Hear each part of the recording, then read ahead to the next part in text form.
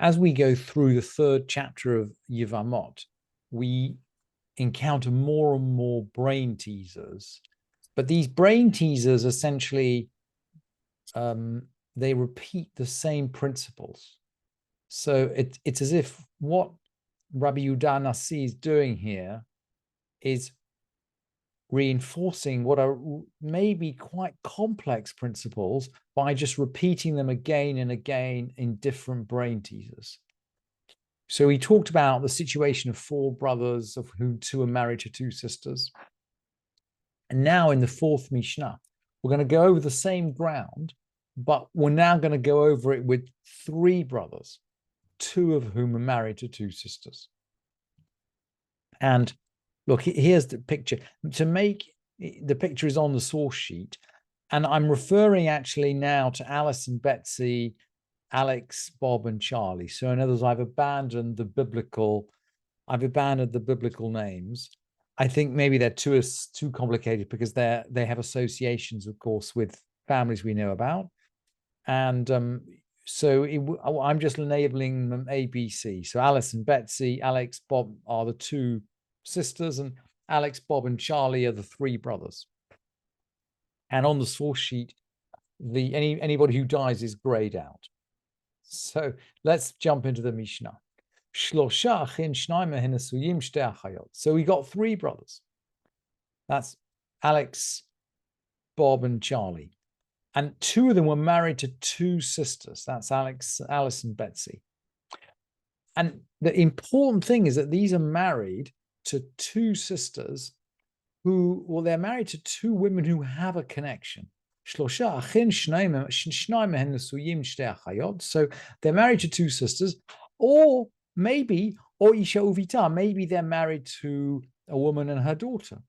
Or Isha Uvat Bita, maybe they're married to a woman and her granddaughter.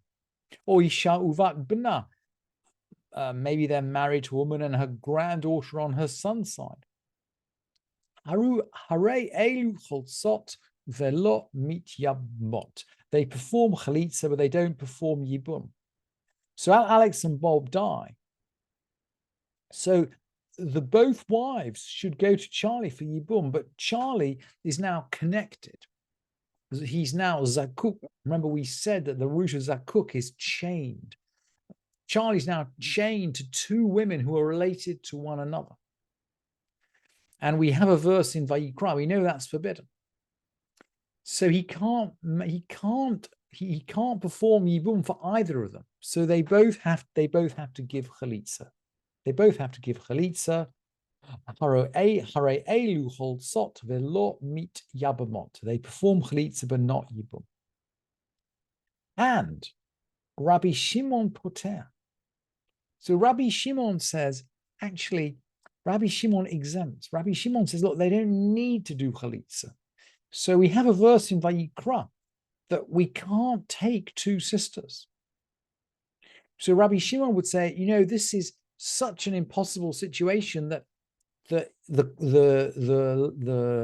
relationship of yibum never arises. And because it never arises, it never needs to be dissolved via chalitza. That's where Rabbi Shimon is coming from. And by the way, the halacha doesn't go according to Rabbi Shimon, but that's Rabbi Shimon's. That's his underlying reason. And the Mishnah continues. If one of them was forbidden to him by prohibition of incest, so in other words, he couldn't marry them for a reason other than the fact he's got some other relationship with either Alice or Betsy. So Charlie can't marry either Alice or Betsy for some other reason. At that point,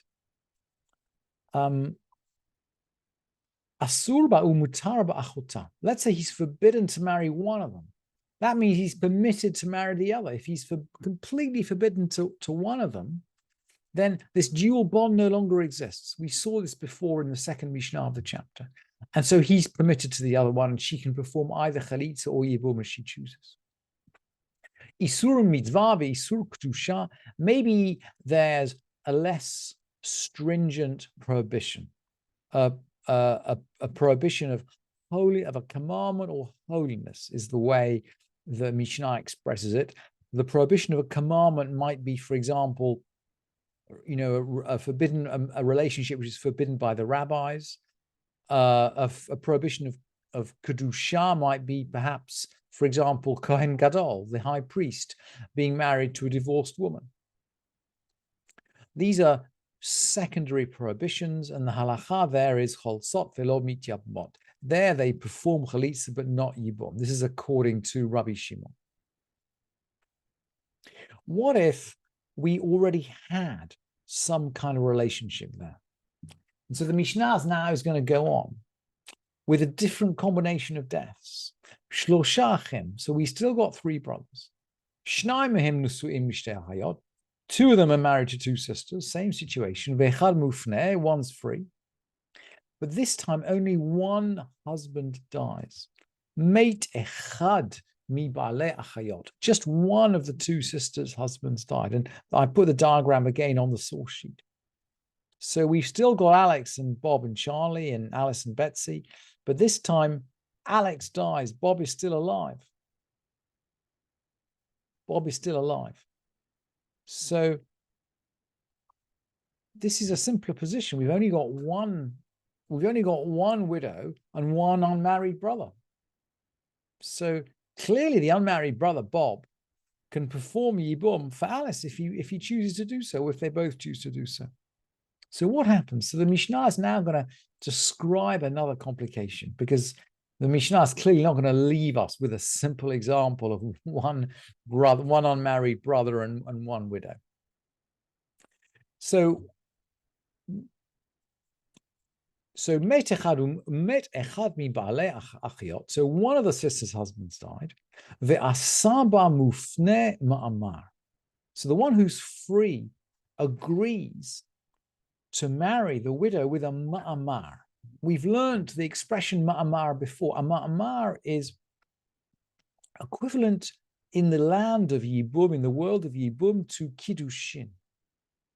So rather than consummating the marriage with his Yevamot, he either gives her a document or he gives her money, just as kiddushin can be carried out via a document or via money, to indicate, to promise that he is going to carry out Yibum.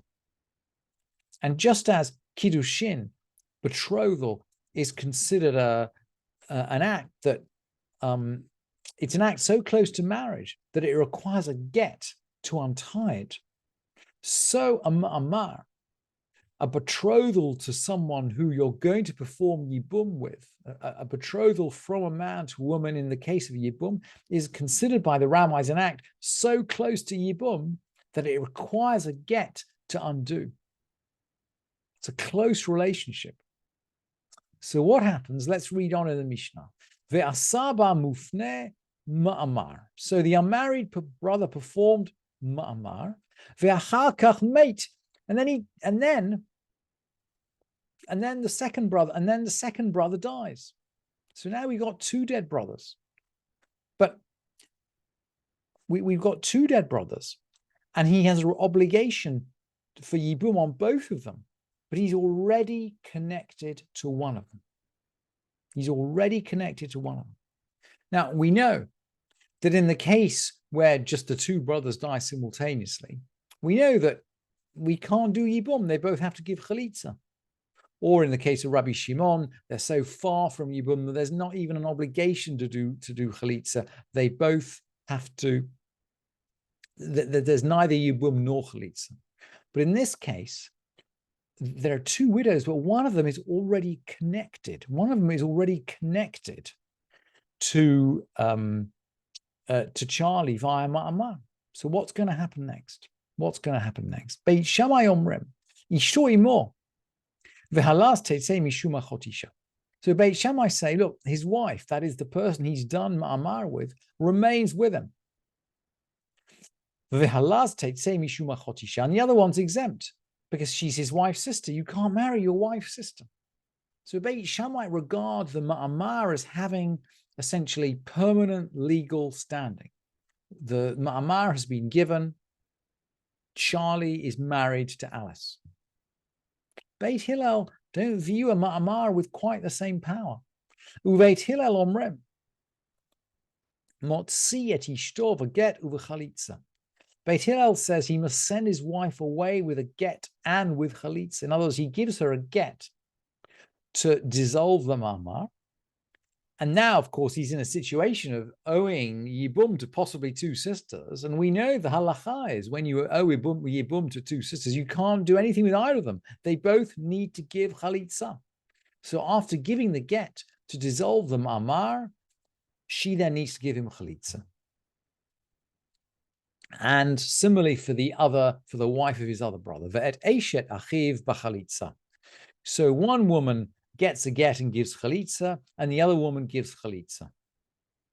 Zohi shamru, the Mishnah continues, and you sense, by the way, something about the Mishnah's view of yibum now.